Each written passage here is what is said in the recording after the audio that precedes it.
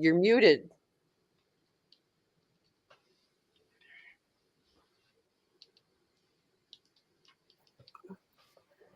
Am Now I good now?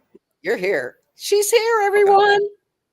What is up, everyone? I'm sorry. Just like the Bills, I'm on a bye week as well. But we are here. Tea time with Robyn. We have a special guest with us today. So before we get into our special guest, I just want everybody to know we are going to do an episode of where you can vent, and me and Robyn's going to vent. But today, we want to get our minds away from that crap that happened 2 weeks in a row. So we have a special guest with us, and I'm just going to let him do his thing because he's the guru. He's our guy. He knows stuff we don't know. He's going to help us, guys. He's going to help us. And I have to say that Dean Kindig is one of the greatest teachers I've ever had in terms of understanding a draft and the depth and the analysis that goes into putting together drafts. And the work that Dean does on our blog, the buffalofanbase.com blog, is second to none. And I don't know how many years we've been working together, Dean. Do you know? I don't know, maybe 2017. Yeah, it's been it's been a minute. And so we've been together, and I consider him like a brother. And to everyone out there who doesn't know Dean, he is the most exhaustive analyst of college football players I have ever met in my entire life.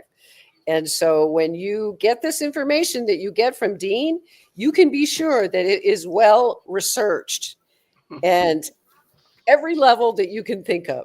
So today, without further ado, we're going to turn the show over to Dean because Dean is the man.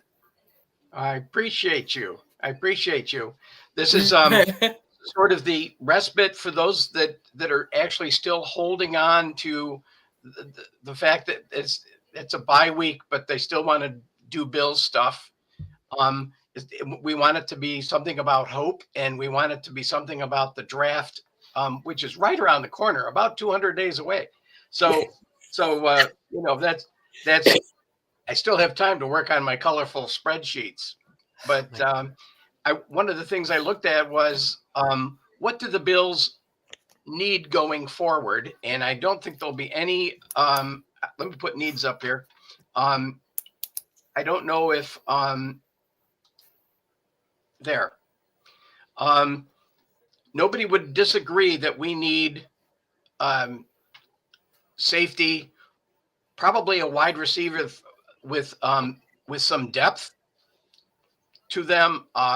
Hopefully some shake off tackles or separation. Linebacker, you probably need one linebacker, maybe a Milano type, certainly a tackler. You probably need a running back that is not Ray Davis and not Ty Johnson, but maybe a hybrid of the three running backs they have. We might need a cornerback, still too early to tell, and a linebacker center type of player, an interior guy that would take over. We have two free agents at the end of this season, right, to worry about there. So that's kind of what I'm thinking about for the Bills. And it's I have a feeling they're going to look for chameleons in the next draft. What I mean by that is that a safety that can also play linebacker, a safety that can also go from free to strong safety, and possibly an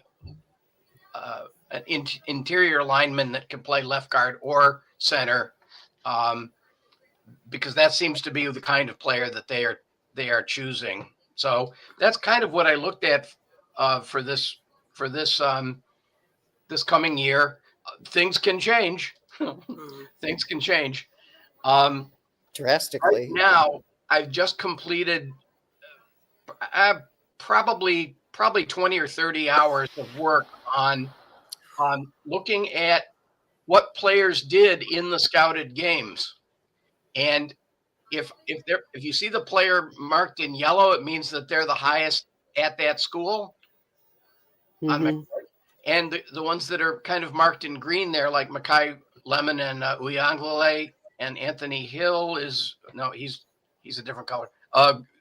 If they're marked in green, then those are players that I ended up they did really well in the scouted games, and I ended up getting them on some simulators that I use. I use Draft Mhm. Professor right now, and I used some others like Tankathon, and I used to use Draft Tech, and they don't have one anymore. So um, I I've used Draft Buzz as well. Kind of fun setup. You're into the second and third generation of draft analysis. Yeah, yeah. By second and third generation, it's try to find out what the Bills saw in the game that they watched. So under Right. this 25 column is the number of scout eyeballs, but done in a weighted kind of way. So if Bean shows up, they get 3 points plus the scout. Mhm. They only get 1 point if one scout sees one game, and so far it's cumulative over the last 3 years. So the number 18 means that Avion Terrell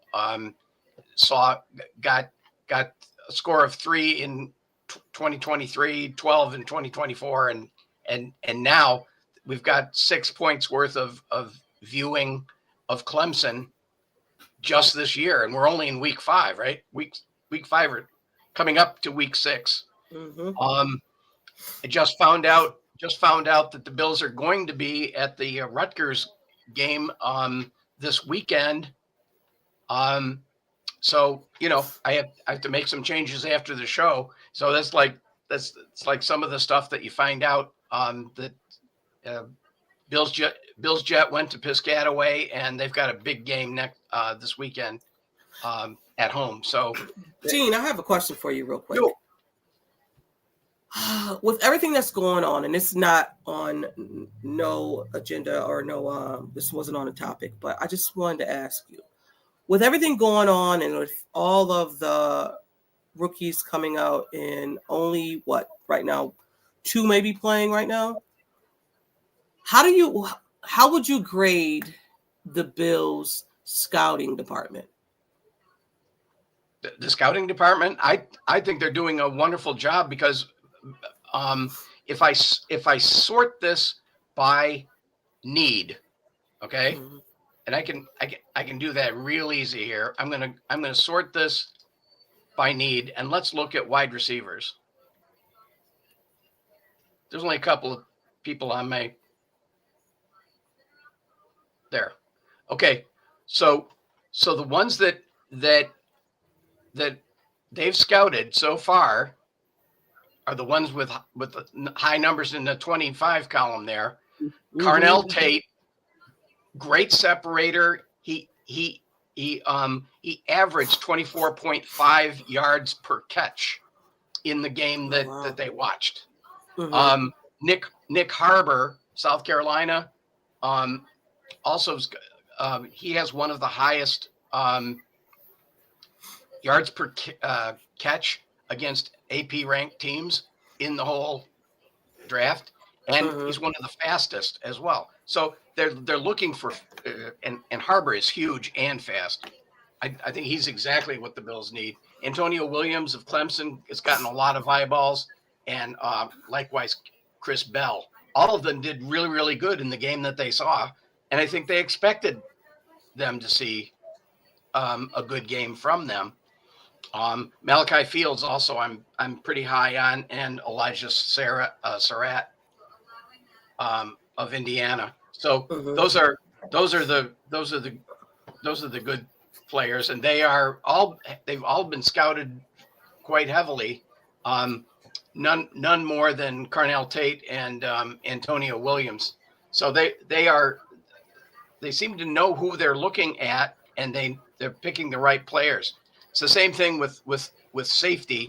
You're looking at safeties here. Um,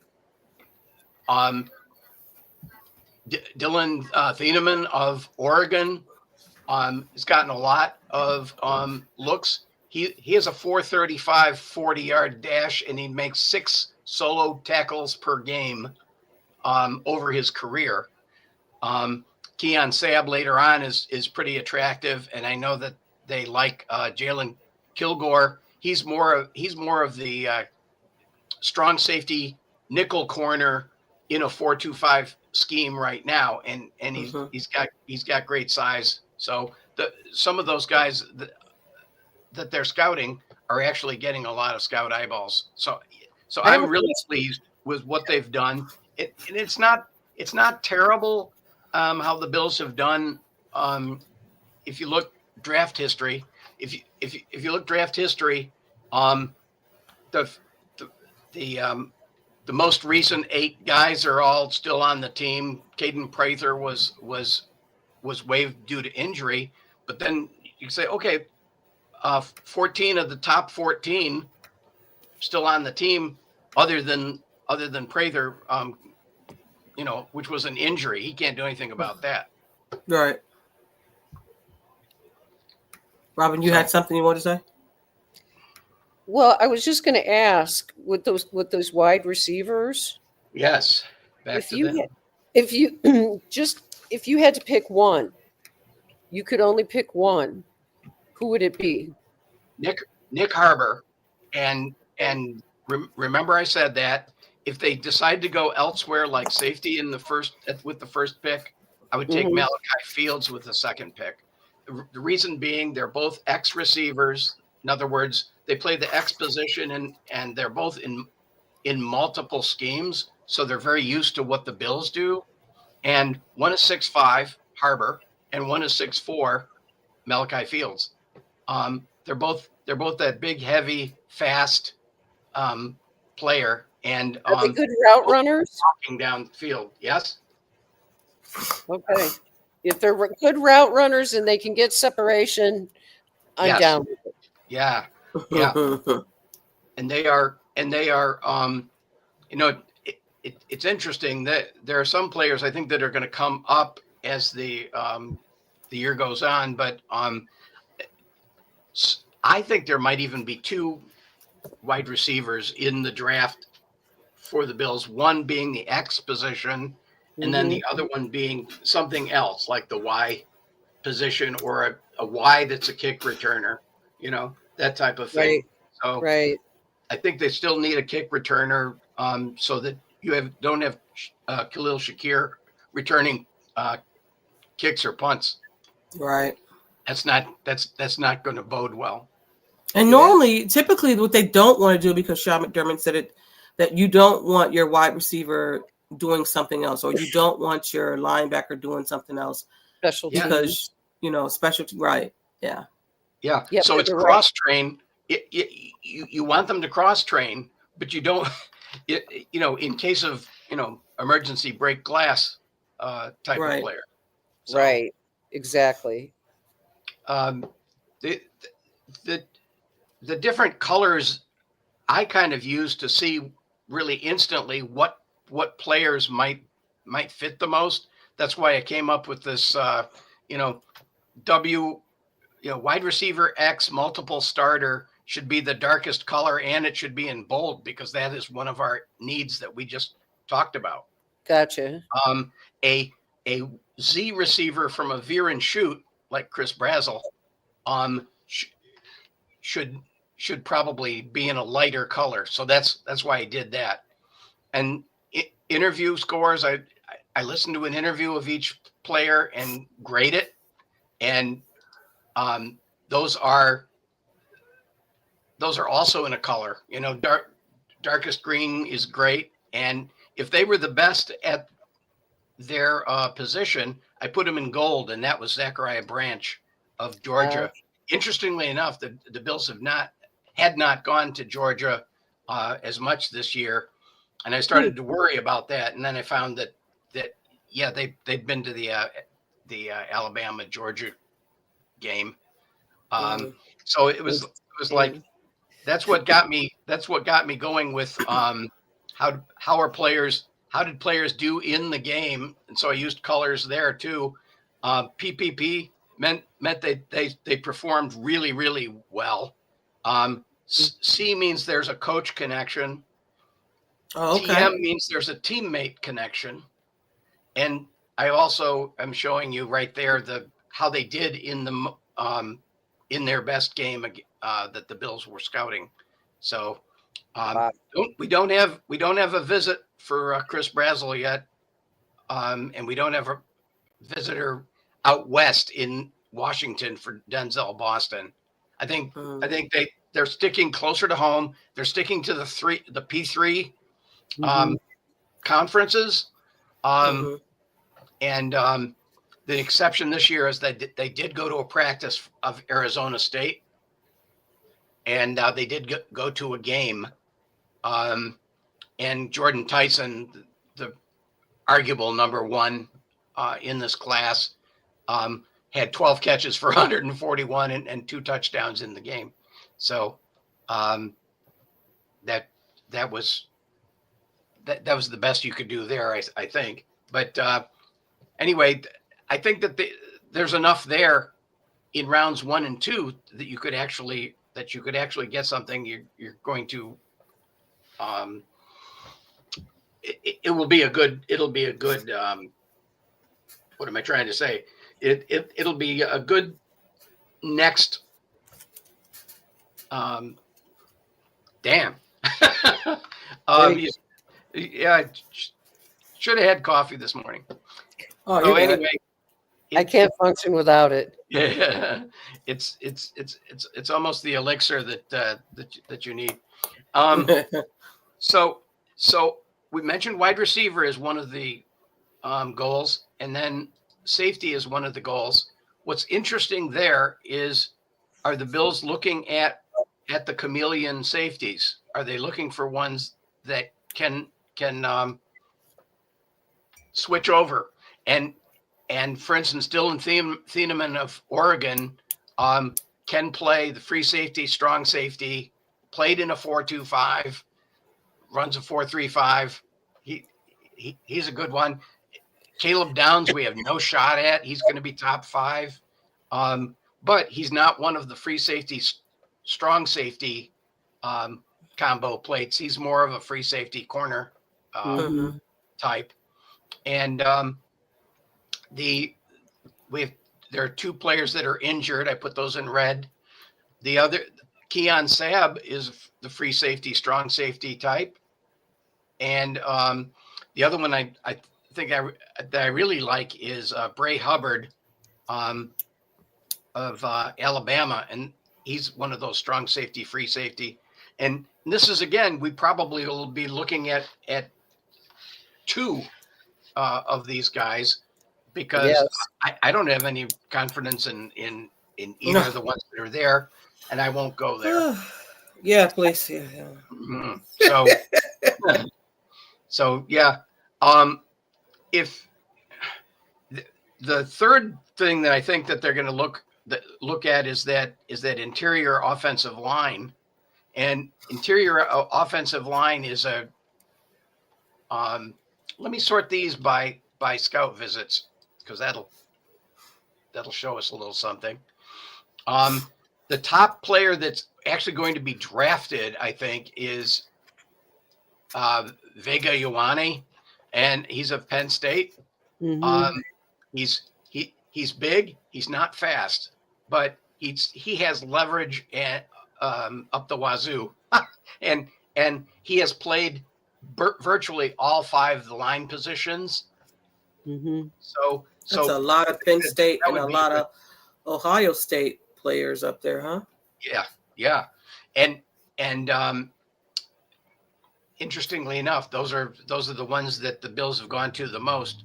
Well, they've also gone to Alabama, and Jaden Roberts might be a good one there for the right guard. I really like Osiris Torrance, and I don't think that that's in play. That's why I didn't put him in the same color as this Mhm. center left guard, like a James Brockermeyer of Miami or Charles Jagasaw of Notre Dame.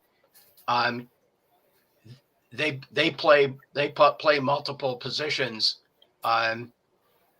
So and blue. If a player's in blue, they're a wrestler. So Jagasaw is a wrestler. So we got three wrestlers up there. What is that? Three? Yeah. Yep, three wrestlers up there. So, And Osiris Torrance is on.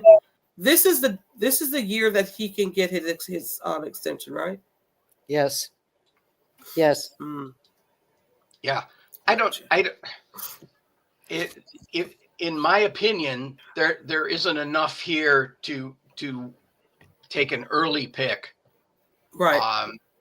With that, I like Luke Montgomery, and I don't know if he'll be drafted, but he appeals to me. So and the Bills have seen him a lot at Ohio State, so that might be a good one. He can play the center position. He can play the left guard position, and his counterpart Carson Hinsman, also of Ohio State, can play center and can move over to left guard. So both of them would both be in play for the Bills.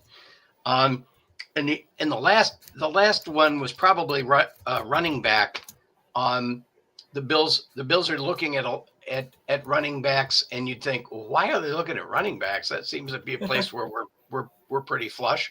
Well, I'm don't shoot the messenger. I'm only telling you what they're looking at, and a lot of these are Thunder type backs. Nick Singleton, who might be their at or before their second round pick, would be a great one because he also is a kick returner, and he's fast. He's 4.35 in the 40, and he's been scouted the most of all of these guys. The other one I'm kind of partial to. He's not as big as but wiggly and missed tackles force amazing is Justice Haynes of Michigan. So there's a good combo plate for you. If you wanted both, you could probably get them in the second and third rounds type of thing. Now, just a question. Yep. Out of because it seems like we have 3 James Cooks now. Of ridiculous. Out of these running backs, what would be considered a power back? So I'm just doing it by size. Okay. One of the things I was looking at was depth. I'm looking at James Cook. He's 5'11", 199, running a 4.42 40. So I call him a lightning back. All right. Ty Johnson, kind of the same thing. Ray Davis, 5'8", 220. Right now, he's your Thunder back. We got him in round 220 4. right now? Not now. He isn't. That's when he came in. No, when he was drafted, he was 5'8", 220. Right. I don't know what he weighs now. Probably 200. So yeah. Plus weight, and we've talked about this on the pod, Dean. Yeah. That we think some of the issues with Ray Davis may have something to do with that, because let's remember that the Bills have a propensity to try to mess with the body composition of some of these people, like AJ Epinesa. And AJ Epinesa came in, and he was too much this, and then he was not enough of that. And they took this weight off of Ray Davis, and I don't think it's been to his benefit at all. But that's just my opinion. So with Epinesa, I think it was get off time. They wanted to improve his get off time, especially with somebody like Javon Solomon also having get off speed. So they wanted to replace that. What's really interesting on that line is that you have a lot of free agents in 2026, right? Daquan Jones, Joey Bosa, AJ, Yeah. did AJ get his contract? I don't think he did Yeah, yet. he got his contract already. I think he's done after this year. Or he Yeah, that's might what I'm have one thinking. more year. I think That's so. what I I have think down. yeah. But he got a new contract, but it's for 2 years, and I think it's up at Right. the end of this year. Yep. So Because that he will be a good trade yeah, if you're going to do yeah. that. Michael Hoyt being in the wings is Right. a nice option for you there, and maybe TJ Sanders can stay healthy. So Right. there's that. Back to running back. There are some players later on that I'm researching that my Some favorite one country? I think would be Mark Fletcher. Okay. I wrote that down. Pro Miami. spread starter, Thunderback, 6'1", 225, runs a 4.54. The Bills have the fourth highest scout score on him. So it runs Singleton, Haynes, Katron Allen of Penn State. So both Penn State running backs. And if you remember, Manny Diaz was the former defensive coordinator and linebacker coach there. And remember, it's Terry Pagula's alma mater. That's what I was going to say. There are 5 PSU players on the Bills, or were, and I'm sure he loves it. yeah. To So keep your owner happy, I guess you got to do that. yeah, huh? keep the owner happy by keep trying to draft somebody and have them be successful. It hasn't totally worked, but anyway, it's a start. Later on in the draft, there are others that they're looking at, and not all of them are Thunderbacks. So again, you could get 2, depending on what you're going to do and who you move away from behind James Cook. James Cook ain't going nowhere. So, so I don't know where the Bills go. With I can tell you that they haven't researched tight ends all that much, but that shouldn't come as any surprise. No. Right. And quarterbacks they are looking at quarterbacks, but not with the same vim and vigor. One of the best interviews came from Lenora Sellers and Kate Klubnik of Clemson. And remember, Clemson got the most eyeballs. Oh yeah, along with Penn State, and you've got Klubnik and Aller being there. If one of them starts to drop, they're probably in the mix for a nice backup and you got to develop succession plan. I agree with the draft philosophy that you draft quarterbacks often, Yes, until you find magic, and we've seen that time and time again. So yeah, I would have no problem if they drafted a quarterback if they thought that person was high on their draft list and was hanging out there. That's what they did with Fromm, right? Yeah, Fromm, Yeah. yeah, he was a 6th rounder or something like that. And you take a flyer on, you keep taking a flyer because every once in a while you're going to hit pay dirt. And if for nothing else, and I think the Patriots did it with, can't remember his name, Milton. He was. Oh yeah, he's with Dallas now, right? Yes. Yeah. And they are thrilled to have him. And he looks like if he ever got a shot, he could be a very talented quarterback. And so that's how you find them, is you keep drafting them until you find somebody else. And Josh Allen is going to be 30 next year. So who are we picking? What do you I was trying to find, like, are they looking? Are they are there any there? I got a few, depending on whether they come out or not, in this next draft. And I wouldn't be surprised if Sawyer Robertson of Baylor was a late pick. We're talking, day 3, round 7. Right. Kind of thing. Take a flyer on somebody. if Robertson is there, or Talon Green of Arkansas, or even Eli Holstein of Pittsburgh. One of the bigger guys that has some similar traits to Josh Allen, because you don't want to rewrite your playbook for your backup. Exactly. Right. So exactly. So that's Speaking of rewriting a playbook, I do have to ask you your opinion about whether or not you think the 4-2-5 scheme is seen its better day. Yeah, that's an interesting question. It seems as though that's what the Bills are looking for.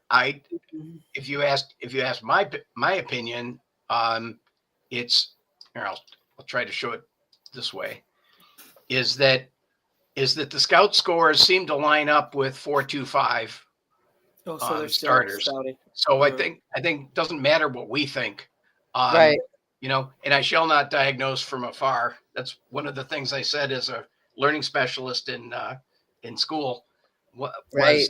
Was I shall not diagnose from afar. You're giving me, I can tell you what the information says, but if the Bills switched, I'd be surprised. They could do it in a fairly quick instant. They could do it, but it seems as though they're looking at 4-2-5 players to stay. Most teams are going to stay in nickel anyway, or maybe dime, and it's easier to switch to nickel with the 4-2-5 base players. The one thing with linebackers, and we're going to be replacing Matt Milano. There's no question in my mind. That's going to happen. So if I look and see what could happen, the first pick could very well be a linebacker, and it could be any of the first four there or first five there, because they've all done really, really well in the games that the Bills have scouted.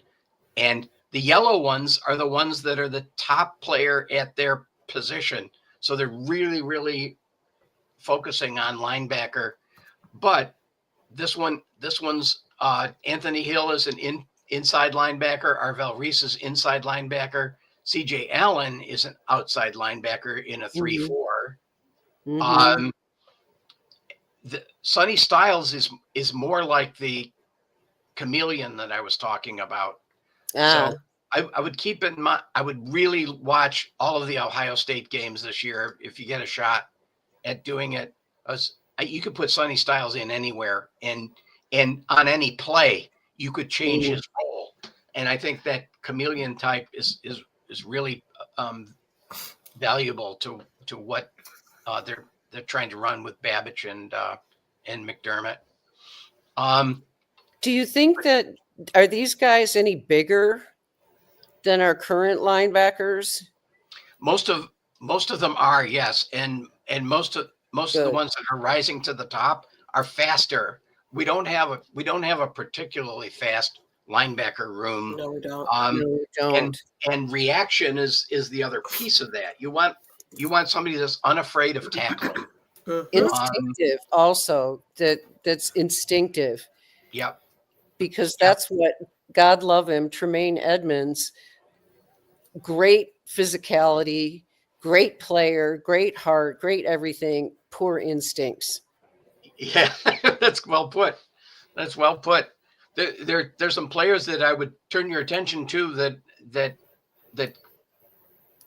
are unafraid of tackling, and the Bills seem to be after them. The ones with 7s here. Red Murdoch, Buffalo.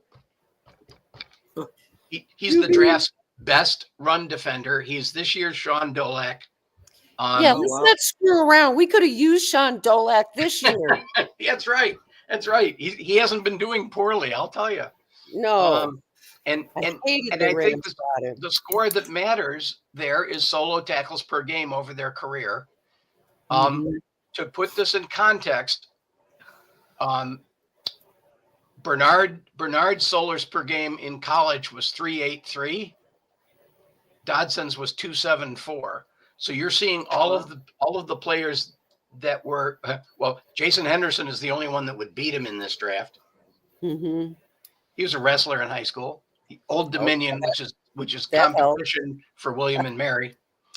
And then Anthony Hill, inside linebacker, and then Harold Perkins, LSU. There's a coach connection there, and OLB edge type of hybrid, and Mm. he's got one of the highest scout scores in the linebacker class. The other one to keep in mind is Whit Weeks. He actually he'll be journeying up from the 85 spot that I have him in now, Mhm. and LSU's getting a lot of looks. That's worth looking too. Is what colleges are the Bills looking at? And I put Mhm. them on a list that I didn't give you in advance. Sorry about That's the that. question I was going to ask you. What college so far are the Bills scouting the most? Yeah, Clemson, Penn State, Michigan, and Ohio State are the Top top 4. four.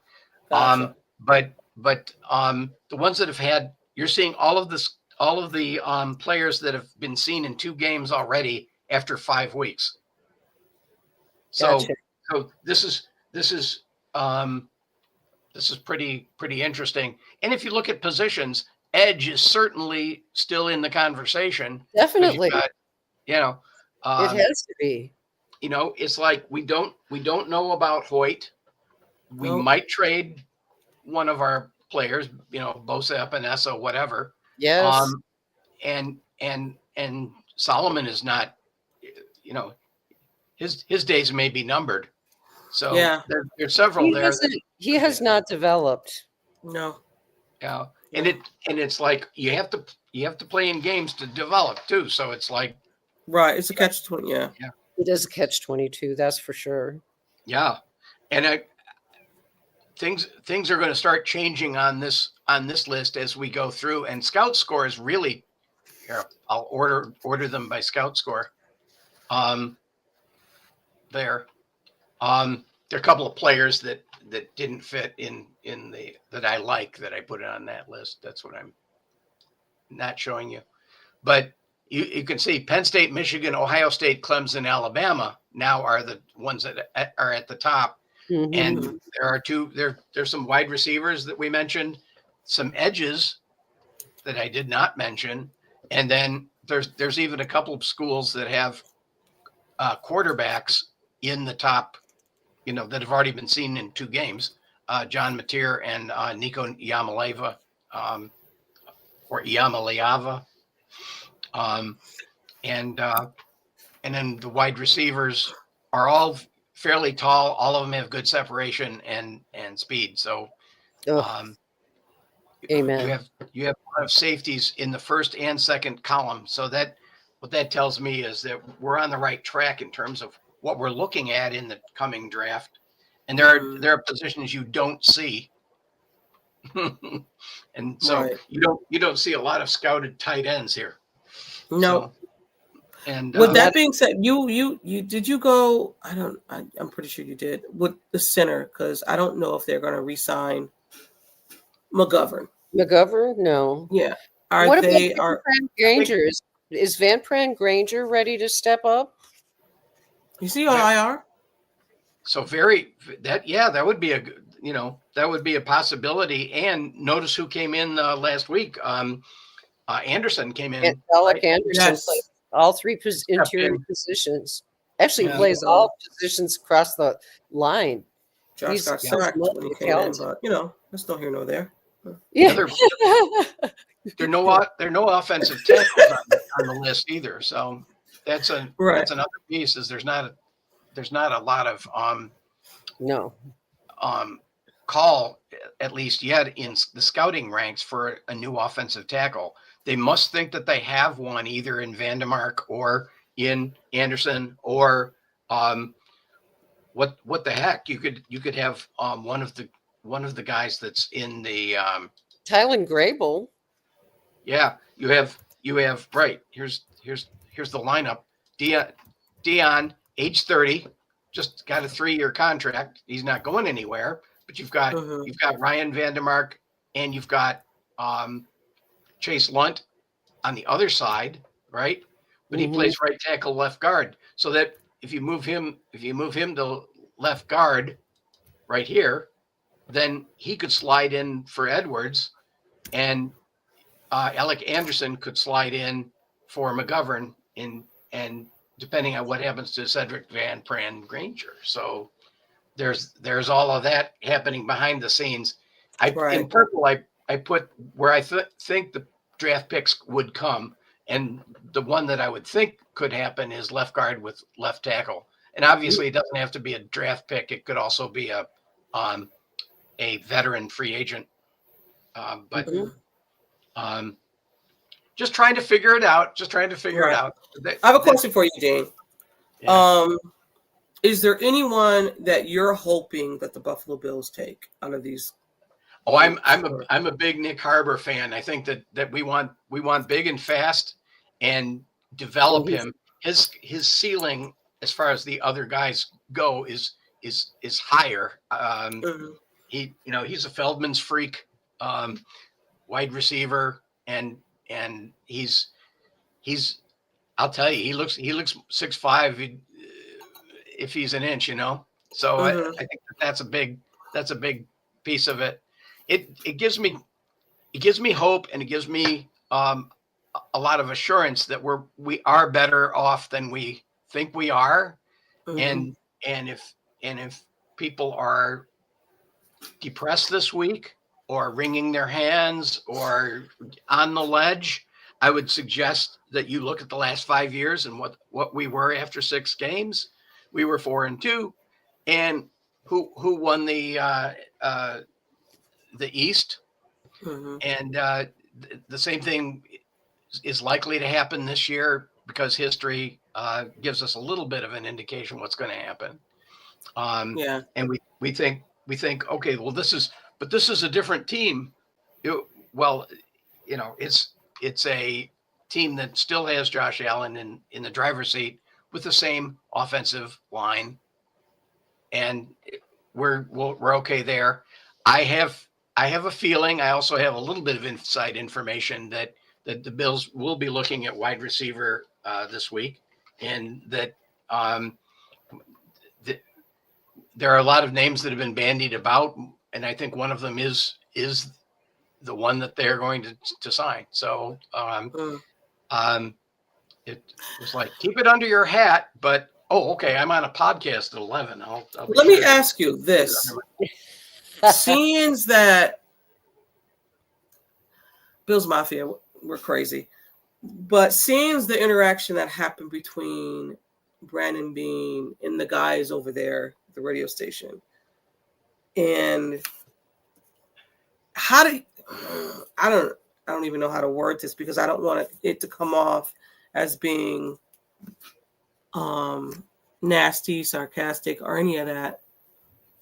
Do you think, because he could just easily, and I don't think Brandon Beane is this type of a GM, because he could have easily said, I'm still not looking at that position because I still believe in our guys. Do you personally, or you, Robyn, think that he should apologize to those guys, or do you think it was just at the time it was a great decision for the team overall? Robyn, go ahead. I'm not entirely sure I know what you're asking. Do you think Brandon Beane should apologize to WGR? Oh, no, absolutely not. One of the things that I do after a loss is I garden.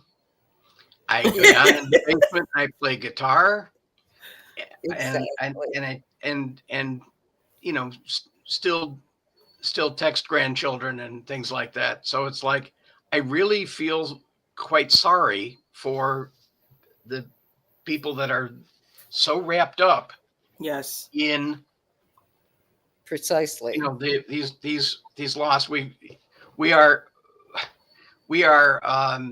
there's so much other things that we could be doing, talking about, you know, hobbies that we can be pursuing. I had a guy tell me yesterday, there's no time. I'm going like, we all have the same amount. Mhm. Yeah. And I'm 77. I'm gardening. I'm guitaring, and now I'm not going to work every day for 40 hours Right. a week. But that there seems to be that there's enough time to be doing something that makes you happy, other than somebody like a football team where You have no control. you right you aren't driving this bus. Yeah, You exactly. no So control not over my the, circus, not my monkeys. Exactly. So And not even that, I got off the bus because I was one of those fans maybe 10 years ago. And I got off because I have no control over what Brandon Bean and at the time Marv or whoever was in, charge or whatever the case may be. I didn't have time. I don't control that. I'm not going to Once Bills Drive and hey, all of that. Like we have it's to a game. It's a game. It's a game. And I know we are passionate about our Bills. We are. Like fans are passionate, but Point of dysfunction. but we have no control.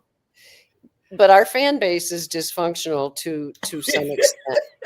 And I mean, I could write a whole paper about it, but I understand it. Yeah. And I understand what went into it because I grew up in Western New York. So I know, I may have lived away in other places for the last few decades, but I still haven't lost my roots. right. And I know what makes us tick. And one of the things that makes us tick is we feel validated if our sports teams are doing well. Yeah. And to the point where it's probably not healthy to some Yeah. extent. It's And not. Yeah. I just say that, and I had to do the same thing as you, T. I have other things going on in my life. I live in rural Wyoming. I have turkeys to take care of, right? That's right. That's So right. yeah, we all have to put things into a proper perspective. This is probably a good way to wrap up this podcast because I think we've blabbed long enough. But I just want to say thank you to Dean because this was really helpful for me. I have, I'm still a paper girl. Yep. So Easy. non-digital native. So I like paper. I've printed out your sheets and I'm scribbling all over them. And I thank you. And most importantly, in I hope people will go back and listen to this and if they didn't pick up on it, but this most scouted schools are the ones that I'm going to be looking at because I'm more of a casual college football fan, but I'll be looking at the Ohio States and the Michigans and all of them. Yeah. Alabama, Penn State, Clemson. And these are the schools that my sister didn't go to Michigan, but she's a Michigan fan. Her ex-husband, Ohio State. So these are the schools that I watch on Saturdays. So now I got some names that Dean, thank you so much. Yes. Now I can watch these wide receivers, these linebackers, these safeties, these running backs, because I'm very interested in the running back, Mark Fletcher. I'm interested in what, because he's 225, 6'1". I'm very interested in that. Yeah. And I think that's what this is meant to do, because I think most fans that are college football fans love to know what to watch. There are so many freaking games on television. Oh, it's crazy. But you can confine your viewing to just a few schools and be be very and pretty much cover what you need to cover. And Yeah. then you Right, understand going into the combine, because that's now basically when I was starting to become acquainted with the college players was the combine, but I like to be able to watch them in college when they play. That's what I saw in Josh Allen, because I got to watch him play in college, and I could see the it thing that he had. I mean, you could see it even when he was in right. University of Wyoming. But you have to watch them in college to be able to do that. So I'm so appreciative to you. I know T is. I know anybody who's listening is. And we'll have you back again whenever you want, so that you can keep us up to date. Because I know, as you said, these sheets of yours, they change. They're constantly evolving. Right. So thank you. Yeah. Yes. The Bills will wait on. I think it's a money thing. They actually wait to bring in the teams from the West, the players from the West that they're interested in later. And I think they all have access to film. So it's not like they're not looking at these guys Right. that have low scout scores. If they're interested in them, then if they get to the combine is a good example, and then pro day, their scout score goes up exponentially. So we'll be watching for that. Awesome. Okay. Robyn, get us out of here. Thank you very much. Maybe in 5 weeks or so we'll do this again. But it was a riot. Thank you. Good. Yeah, you're welcome. Thank you. Thank you. So thank you guys again for tuning in for Tea Time with Robyn, with our friend Dean. He's the guy. If you need anything when it comes to scouting these teams, he knows his stuff. But we're going to get out of here. And I know you're down, but it's going to be brighter days ahead. Believe me. That's right. That's right. But always, like we always say on this channel, go Bills. And go Bills. Peace. Peace out. Love you. Peace Love out, you guys.